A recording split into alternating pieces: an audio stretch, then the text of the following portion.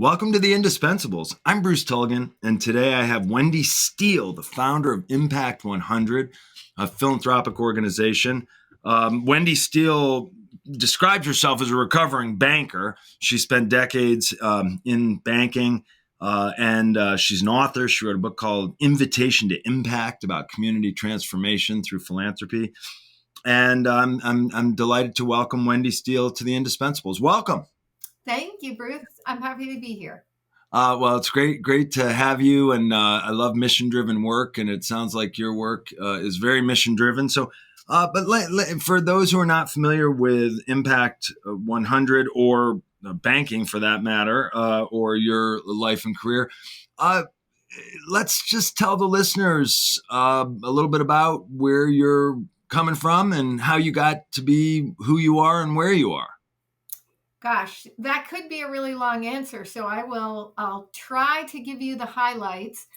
I grew up in a family that valued and modeled giving back. And so throughout my career after graduating college, I became a banker and I wanted to help people. My grandfather was a banker. He told great stories of helping business people and families achieve their goals, and that's what I wanted to do.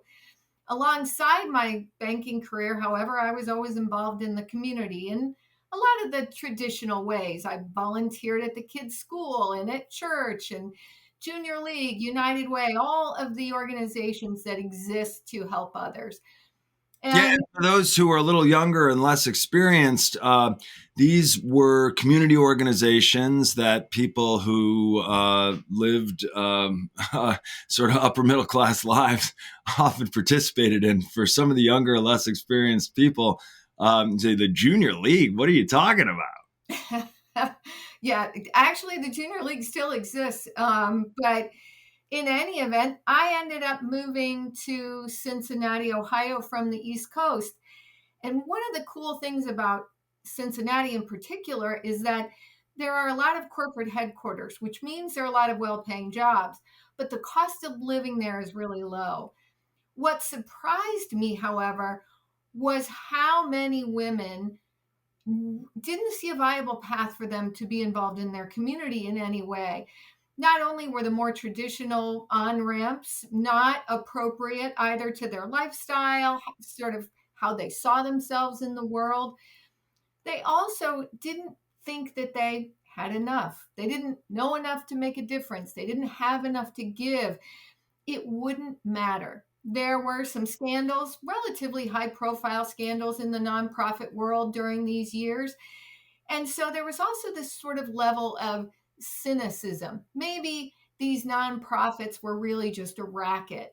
And it was all of those things in the summer of 2001 that kept running through my mind when I was on vacation. And I couldn't forget what the women had said. And I also couldn't let go of the idea that not only did the community need these women, the community nonprofits and other service providers, they needed these women's brains, their hearts, and frankly, their checkbooks. And these women, they needed to better understand what it was like to go from sitting on the sidelines, wringing your hands, worried about what's happening in the world, to becoming a part of the solution, to helping those who are moving the needle and solving our most pressing problems. And in a spiral notebook, one by one, I wrote down all the objections, all the barriers women face to getting involved in their community and sought to overcome them. What ended up in that spiral notebook is what we now know as Impact 100.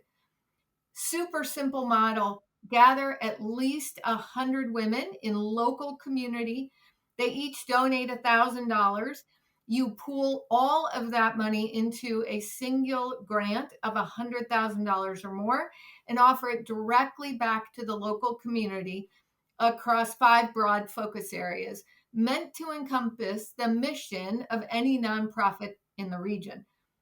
So it's a great idea. Take 100 people locally, and then you've got $100,000 to make a real impact on a local nonprofit.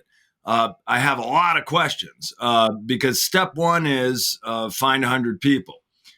Step two is, make sure those 100 people have $1,000 they want to give. Step three, get them to agree on where you're going to give that money. Exactly. What Impact 100 does is it democratizes philanthropy in a way that allows every woman one donation, one vote. And what happens then is that we end up making better decisions because we have the collective experience of all of those women. Now, in year one, 123 women wrote a check to Impact 100, and we gave away a single grant of $123,000. Now, that was after receiving, I believe it was more than 114 grant applications. We reviewed all of those, and then we came up with a finalist in each of the 5 focus areas we serve. And every woman, whether she chose to be involved in the grant review process or not, cast her vote. And the highest vote getter in our inaugural year, which was 2002, was the McMicken Dental Clinic in Over the Rhine, which is one of Cincinnati's most challenging neighborhoods. And this dental clinic served the homeless and uninsured. Our $123,000 bought 5 new dental setups for the clinic. Wow. And when you say dental setups, you mean a chair and equipment so that they could serve the underserved.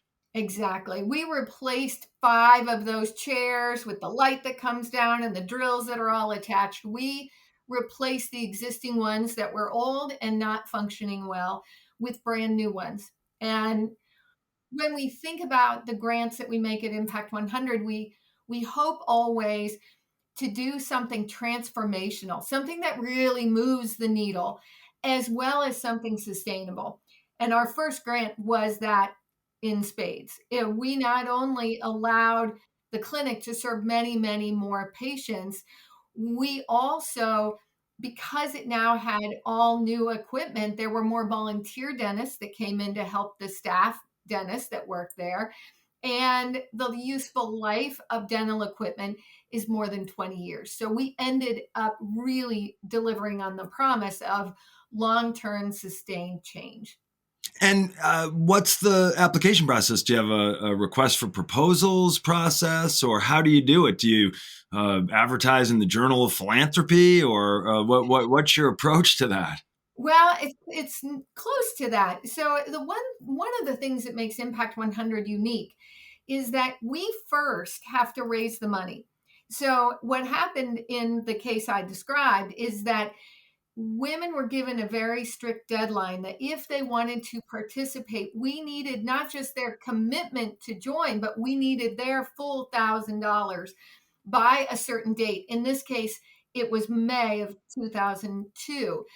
Once we had everyone's checks in hand, we then knew what we had to give away because our commitment is we give away everything we get. And so at that point, we announced to the 10 county greater Cincinnati area, hey, nonprofits, we have $123,000 to give away. We want it to be transformational and sustainable for your organization. And you are all invited to submit a proposal. Now, we have grant guidelines, as you might imagine, but they're fairly broad and open. We want to encourage participation. We want it to be as inclusive as possible. And so as a result, our first grant announcement resulted in, as I said, over 100 applications across our 5 focus areas. And women who join, they get to decide how involved they are. So they might say, I'm going to write a check and that's all I have time for. That's great. They might say, I don't know anything about reviewing a grant application, but I want to be involved. Will you teach me? And everything in between. So since women design their own experience, they can be as involved as they want. It made it far more attractive to women than the traditional time-based giving that women's philanthropy has been built upon. And that's really how it works. So you're building new philanthropists in the process. Absolutely. In fact, interestingly, Of our membership, most chapters will tell you that approximately 50% of the women who join their local Impact 100 chapter have never written a check to a single charity for $1,000 prior to joining Impact. In fact, when I created the model, I myself had never written a check to a charity for $1,000. I thought I could do it. I thought it might even be fun, but I had never done it myself. And we see that repeating around the world. And so you mentioned that you have chapters. How many chapters? So we're doing this in the spring of 2023. So 21 years later, how many chapters do you have? We have more than 65 chapters in 4 countries. And we are growing faster today than we did when this all launched. That's fantastic. And so now do you have people beating your door down? Hey, when do I get some money? We, not so much from the grantee side, not so much from the nonprofit side, but we have women raising their hand all the time, far more, in fact, than we have the capacity to satisfy. So it takes us a little longer. And we have current Impact 100 chapters that are growing or trying to grow. And the work I do in Impact 100 Global is I help new chapters to launch wherever they are, and I help existing chapters reach their highest potential. Surprisingly, perhaps, the world's largest Impact 100 chapter has well over 1,100 members, and they're in Pensacola, Florida. Demographically, you would not expect Pensacola to be home of the world's largest impact, and yet they are. Now, we also have chapters who only want to reach 300 members. That's where they feel their sweet spot is. We have chapters who want to surpass Pensacola, and we have chapters in rural Missouri who are happy to get 100 women who give slightly less than that $1,000 in order to transform their community. So it is So a model that is it adjusts. up to each chapter what the threshold is for participation? Yes and no. Broadly speaking, we know that the reason $1,000 membership fee works is because it's a stop and think gift. If I asked you, Bruce, to invest in something I was doing, and I asked you for 100 or 250 or even $500, if you knew me well enough and you trusted that I could probably do a good job, you might give me that amount of money, and you might not even remember to ask me what I did with it or how it turned out. But if I ask you for $1,000, even if you're someone with great wealth, it causes this moment of hesitation, this slight sort of check in your heart where you say, $1,000, that's a lot of money. And it is that moment of contemplation, or in some cases, it's that notion of having to sacrifice something else in order to write that check for 1,000 that makes the model so powerful. Because when we are connected to that gift, we are also connected to the $100,000 we give away. And hold on to your hats, because 20 years later, by the end of 2022, Impact 100 communities around the globe have given away a cumulative $123 million. So we've grown 1,000-fold in 20 years. And every single woman, whether they joined for a year or whether they've been involved for 20 plus years, every single woman had a part of that. And because of feeling the notion of that first $1,000 gift, they therefore will feel the connection to the 123 million that they helped unleash to help solve the world's most pressing problems. So do you have any big givers, or is that 123,000 contributions of $1,000 each? It is $1,000 each. The way the model works, if a member is wealthy enough to write a check for $5,000, she can't buy 5 votes. Now, she could buy 5 years of membership. She also could buy 1 year of membership and provide a scholarship for other women with the additional $4,000.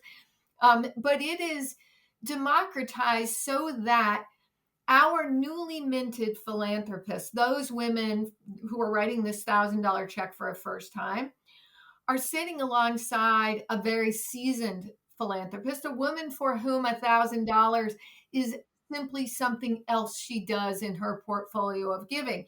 And when you imagine a table with the newly minted at one end and the seasoned at the other, and every shade and experience in between, and now you imagine the conversations that take place as we analyze, vet, and assess the nonprofits who apply, you will find that the seasoned philanthropist with her view from the mountaintop, she knows what's happening in this field. She knows what's been successful other places. She knows what the trends are. She understands the data. The newly minted philanthropist, however, she may know someone who had to experience help from some of these organizations. She might know where the key bus routes are and who the important local partners are in order for something to be successful. And when they engage in dialogue, they speak with an equal voice and their vote is equal. And what we end up finding is that we make better decisions this way. We also find our lives as members are personally enriched because those two women, they don't live in the same neighborhoods, shop at the same stores, have their kids in the same schools, or they don't have a way to meet each other organically, typically. And Impact 100 brings them together in a way where new friendships are forged, where connections get made, and all of our lives get better. Yeah, I can imagine a situation where people are getting to know each other through this process and learning from each other, as you say, in both ways, because everybody has experience to offer, lessons for others. Um, and it's intriguing that you're managing to maintain a democratic feel to the organization and participation, because of course it's so easy for somebody to take a look, decide they're interested, and decide to be the hero, and then all of a sudden they're the big shot in the room. Right. Yeah. And that just doesn't work for us. And don't get me wrong, there are ways. We often think of these women as Impact 100 super fans, and those super fans do have the ability to help.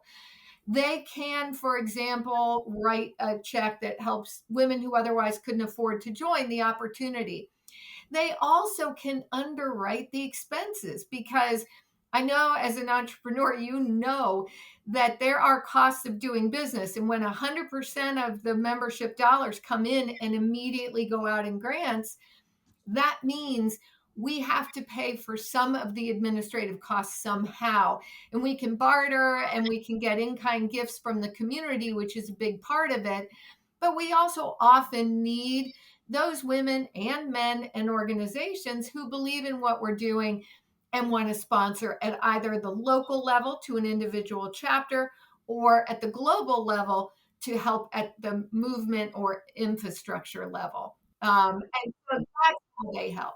So you do have other foundation level giving that do you have paid staffers? We don't at the moment. No, every local Impact 100 chapter is always run by volunteers. That's sort of part of the secret sauce of it. At Impact Global, we are looking forward to the day that we can get paid staff and expand so that we can not just meet the demand that we are currently faced with, but proactively go out and help those existing chapters before they hit a brick wall and help to evangelize Impact 100 in communities. We're built on inclusivity and diversity. However, when you look at women who are most likely to raise their hand and volunteer, they might look a certain way. These are women who are used to raising their hand. They are women who have a certain level of agency. You imagine, however, being able to go into a community that might be underrepresented, underestimated, inexperienced with this sort of thing, and coming alongside those leaders to proactively invite them to start an Impact 100 in their community with their peers, funding the problems that they have the best view of, that becomes what the true fulfillment of Impact 100 could be. Yeah, it's really interesting. So, how do you conduct uh, the activities that range from forming a chapter, having a venue for communication? I mean, are there meetings? Are there events? Is it all online? So I'll answer that in two parts. The first part has to do with the local chapters. So every chapter is independent of each other and of Impact 100 Global. So this isn't like, some of the sort of more franchise thoughts of nonprofits. It doesn't work that way with us. So at the local level, it's not a lot of meetings, but it's enough meetings to get the women connected, to let them get involved in vetting the nonprofit applications and so forth. So the 65 plus chapters around the world operate independently with volunteers, and they do the work it takes to invite members to join, to invite nonprofits to apply, to vet those applications, and then to award a grant. And they do this every year. So every year they start from zero and recruit their members, and nonprofit applications give away the grants and then do it again. So that's what happens at a very local level. Globally, what we do is every other year, we provide an in-person conference. Now in 2021, it was fully virtually, but prior to that, leading back to 2005, we've met in person as a chance to share best practices, introduce people to each other, and help them to be successful with whatever they're trying to do, whether it's launch a chapter or continue to grow their current chapter. We also do calls like this every month where nonprofit leaders from the Impact 100 footprint, they can get on and ask anything they want. We call them chapter chats. Some of these chats we'll say, this month we're going to talk about membership recruitment, or this month we're going to talk about nonprofit engagement. Other months it's an open forum. And it's an hour-long conversation where women from around the footprint can ask anything they want. They will get my impact. They'll get the sort of view of all the chapters.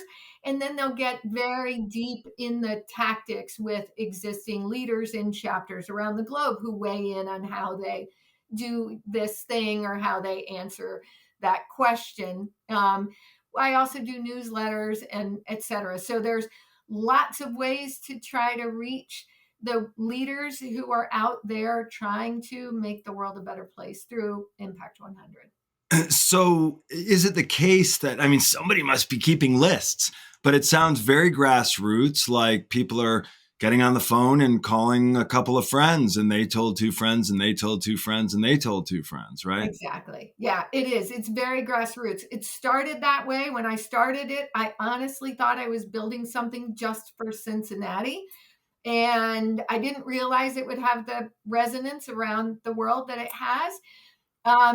People Magazine wrote a story, and that's what started it. And then we got some other publicity, and off it went. And women told women told women. 100% of our growth has been organic. It's because somebody heard about the model and wanted to start one in their community, and so they did. Yeah, that's powerful. And when was the People magazine piece? It hit the newsstands in January of 2003. So we had barely given away our first grant in September of 2002. And mid-January of 2003, the People magazine article came out. And I did not anticipate the reaction it got.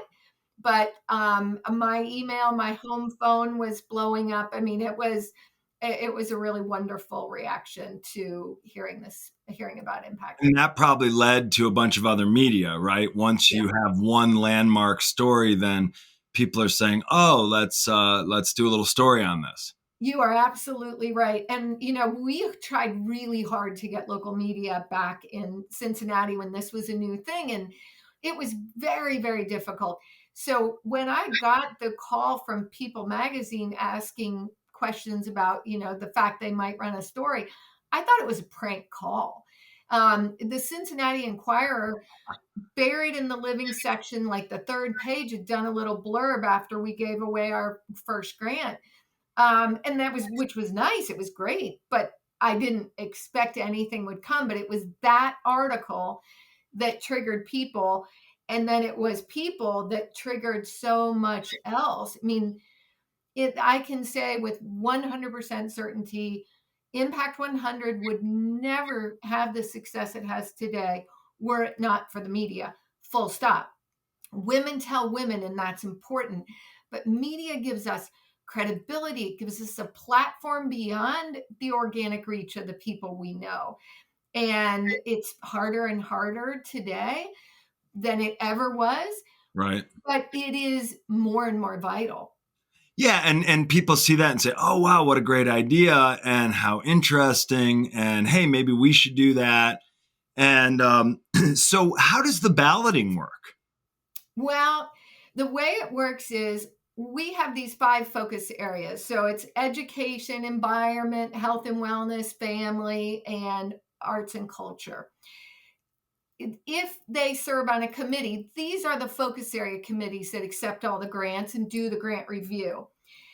That process in each focus area is vetting, and we have rubrics, and we make site visits. So there's a pretty intense evaluation as well as a financial review.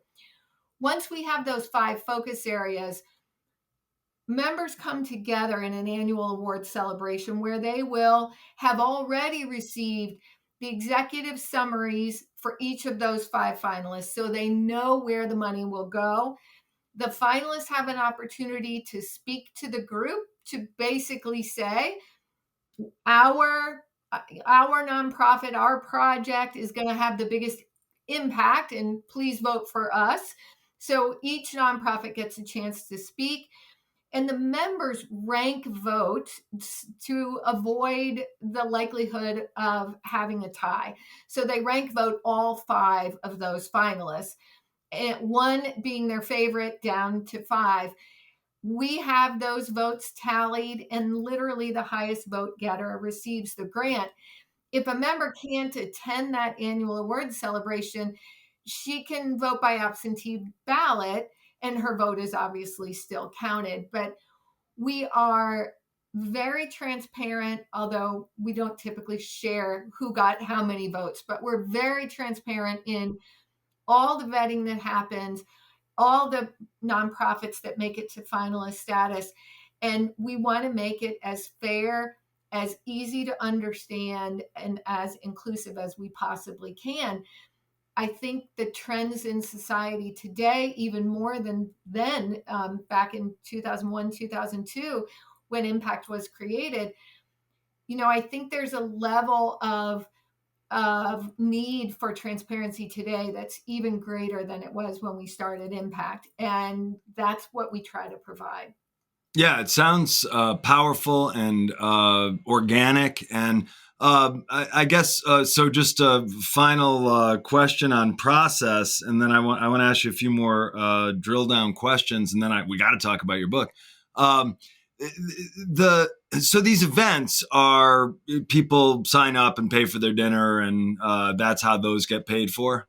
Typically. So our annual award celebration, because each chapter doesn't have a huge budget, so there are times when a sponsor will come in, and a sponsor will say, look, we don't want your members to have to pay for dinner, so we're going to pay to have this event put on. And that's great. Some chapters, some communities do it that way.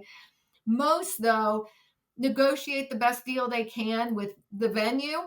And, if you want to come to the annual meeting, it costs X dollars, and you register here.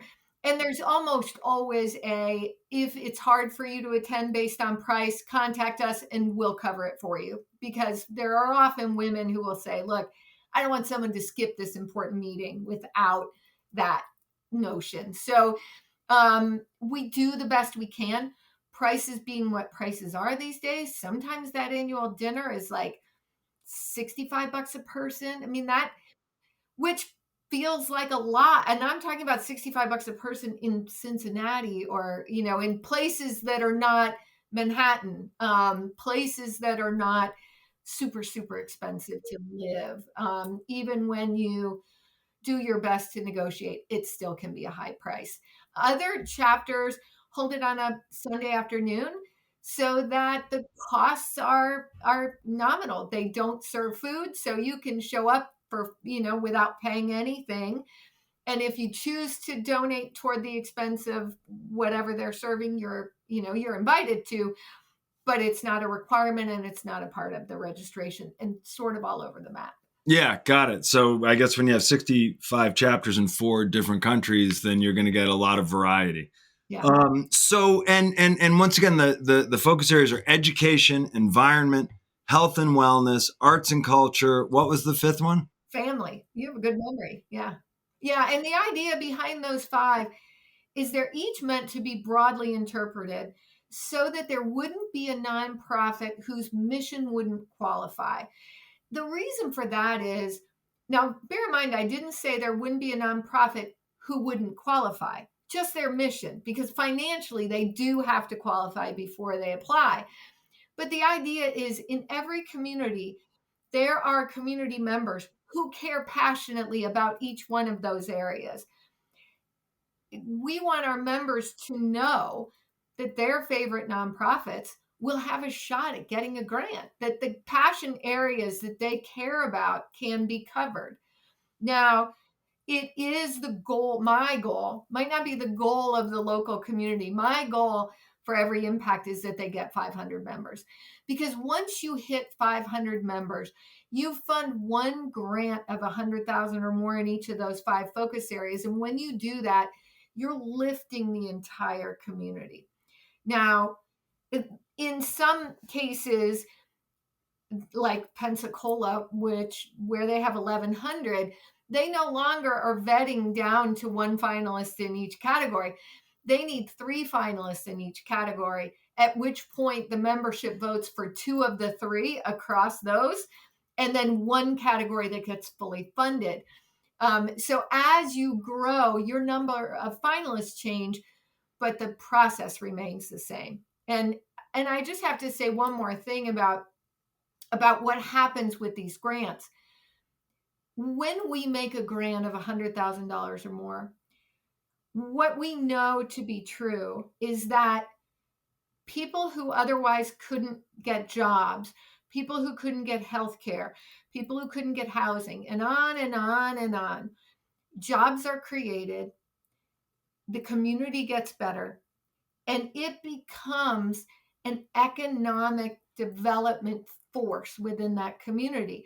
If you imagine Pensacola, even 1 year at $1.1 million, but even if you don't take that, if you take an average chapter of 300 to 400 members, and you imagine that $300,000 is being invested in the areas of the community that need it most, that's $300,000 that government didn't have to pay for, that private business didn't have to support, and it's 300,000 that becomes the catalyst for more of the economic engine to be driven. Women who are involved in Impact 100 end up becoming better informed and therefore more involved in their community. They step into leadership in new ways. And when we make the community a better place to live for everybody, everybody in fact benefits, whether you know a single person who ever received benefit from the grant or not. You really are this rising tide that lifts the community in a powerful and sustainable way. Yeah, and I mean you're providing an object lesson and also an experience in citizenship and service and community involvement, which at least by my lights is sadly missing in today's world. And a lot has changed in the 21 years you've been doing this. There's a lot about what you're doing that I find really interesting. Again, from my perspective, it seems old fashioned. And I say that in a good way. I mean, I'm an old fashioned guy. And so to me, citizenship, service, community involvement, uh, basic civics, and by which I mean non-political civics. I mean, of course, there's political civics as well, but these are things that have gone sadly out of style. And not only that, but with some people nowadays, if you talk about these old-fashioned values and these old-fashioned ways of participating, um, some people will talk about it with disdain, as if you're somehow talking about something that they shouldn't buy into, or that you're trying to trick them into something. So for me, I think this is really, I'm heartened at your project, and I'm of course there are a lot of other enterprises, maybe not exactly like this, but that are promoting citizenship and service the way you are. One question I have is, and this speaks particularly to how things have changed in the last 21 years around gender and gender politics. Um, there's something almost quaint about having a women's oriented group, and especially nowadays, if you're on the side of good, it is that that used to be a good thing to do. Is that still a good thing to do? Is it okay that we're focusing on women and giving? Well, I'll tell you, I get this question all the time, and there are a couple of Impact 100 for men that have popped up in this country. And full disclosure, in Australia, it's gender neutral. Men and women give together. But both Australia and the United States, part of what prompted me to start Impact 100 was a story that I had heard right about the same time. I relocated to Cincinnati. I was struggling with why women weren't more involved in the community, couldn't quite figure it out. And there was a story, and I don't think it was local in Cincinnati, but it was a story of a church. And something had happened catastrophically to their finances. And so the lead pastor invites in the senior staff, the head of the men's group, the head of the women's group, explains the problem, and said, we need a lot of money, and we need it as quickly as we can, or we're not going to make payroll or pay the mortgage or whatever it is they needed to do. And so the head of the senior staff went and they cut expenses, they increased their accounts receivable, they got some better payment terms on their payables. And the head of the Women's Guild, she brought those women together, and they did bake sales, they did rummage sales, they did car washes, they did everything you can imagine. And 2 weeks later, the head of the Women's Guild shows up in the senior pastor's office with the men's guild representative, with the senior staff, and everybody was reporting out what they did. And she was exhausted and exhilarated and handed the pastor a check for $8,000. They'd never raised that kind of money that fast. And she went through all the things that they did to get there. The head of the Men's Guild handed a check that was many times more than that. Now, what did he do? Well, he thought about it. Maybe he talked about it with his spouse. And he said, I'm going to write a check. And then he called up all his men friends and he said, Joe, hey, Bruce, hey, Jim, I'm writing a check. Will you write a check? They all said, yeah, we care about the church. We'll write a check. Now, make no mistake, there was no man telling that woman that she shouldn't call her friends and ask them to write a check. It's that in our DNA, because of how this country was founded, women had time that they could give.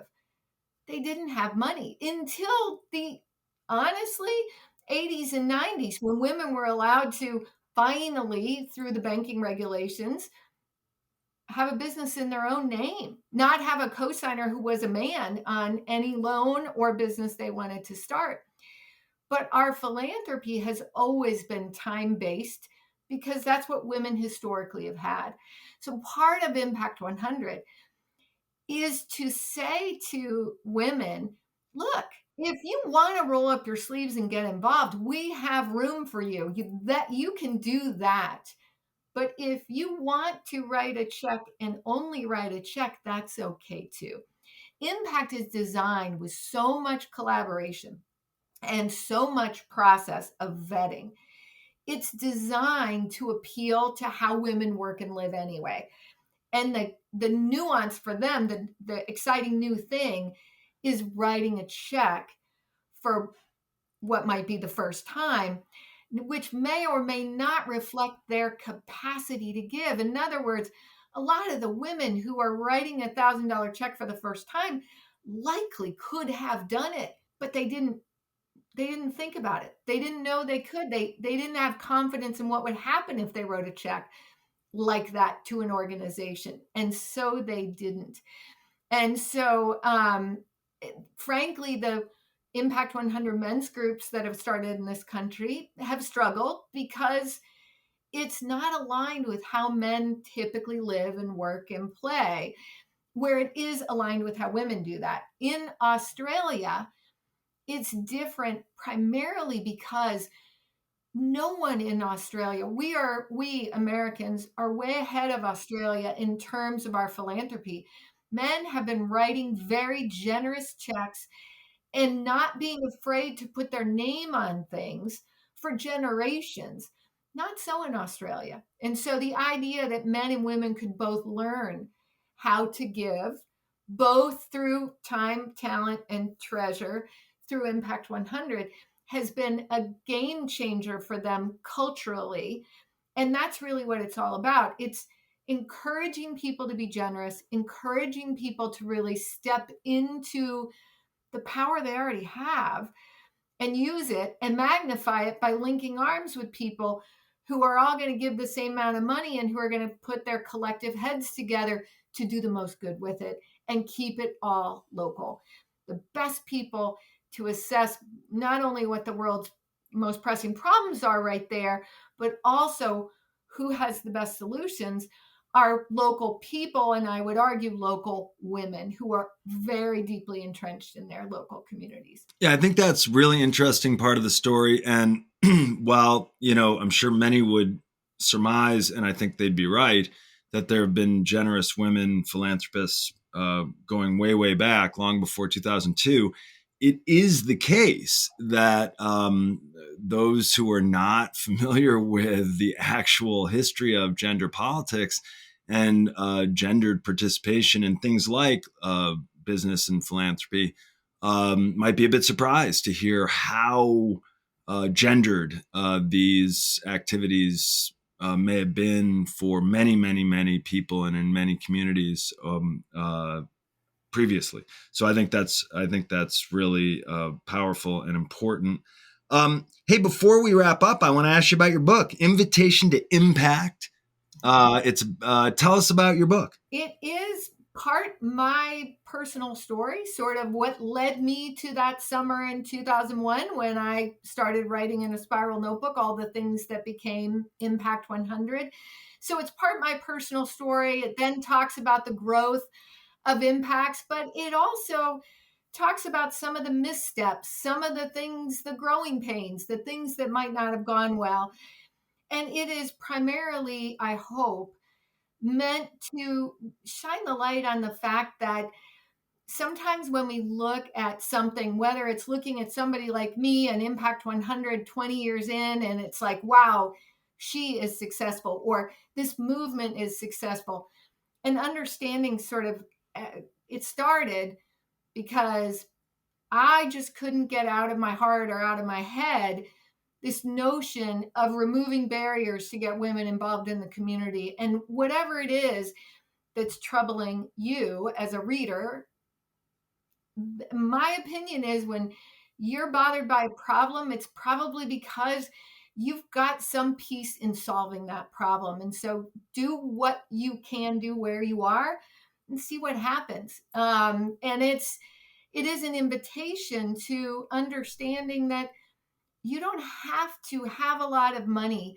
or be some recognized name or even start a movement to make a difference. You just have to step up and give what you have to the causes and the people that you care about, and watch the world get better and invite others to join you. So it's an inspirational memoir, really, about philanthropy, and in particular your particular journey of philanthropy and your perspective on women in philanthropy. And it's inspiring the way a memoir should be. Invitation to Impact by Wendy Steele. Wendy Steele, founder of Impact 100. Thank you so much for being a guest on the Indispensables, and thank you so much for the work you're doing for these 65 communities in 4 different countries. It's great work that you're doing, and thank you. Oh gosh, thank you, Bruce. I really appreciate it. Thanks so much.